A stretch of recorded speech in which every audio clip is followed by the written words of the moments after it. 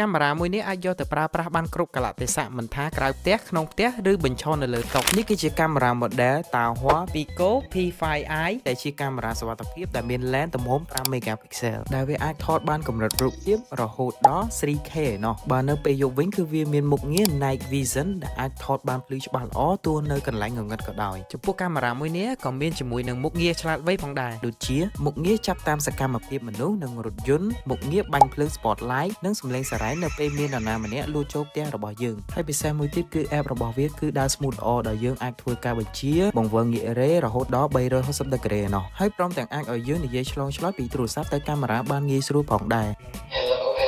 ម្យ៉ាងវិញទៀតកាមេរ៉ាមួយនេះគឺងាយស្រួលដំឡើងដោយយើងដាក់នៅក្នុងផ្ទះក៏បាននៅក្រៅផ្ទះក៏បានដោយសារតែវាបំពាក់មកជាមួយនឹងមុខងារ IP66 ដែលអាចការពារទឹកផងនិងធូលីដោយគ្មានបញ្ហាអញ្ចឹងចំពោះប្រភេទកាមេរ៉ា Tahua Pico Series នេះគឺវាមកជាមួយនឹង model ផ្សេងទៀតផងដែរមិនថាផ្នែក1ផ្នែក2 version Wi-Fi ឬក៏ version 4G ទេដែលអ្នកទាំងអស់គ្នាអាចជ្រើសរើសតាមតម្រូវការជាក់ស្ដែងបានដោយយើងមានការធានារហូតដល់12ខែផងដែរដូចនេះសម្រាប់ព័ត៌មានបន្ថែមឬចង់ប្រឹក្សាយោបល់អំពីគម្រោងឬតម្រូវការជាក់ស្ដែងអ្នកទាំងអស់គ្នាអាចឆាតទៅកាន់ Facebook Page Metatech បាន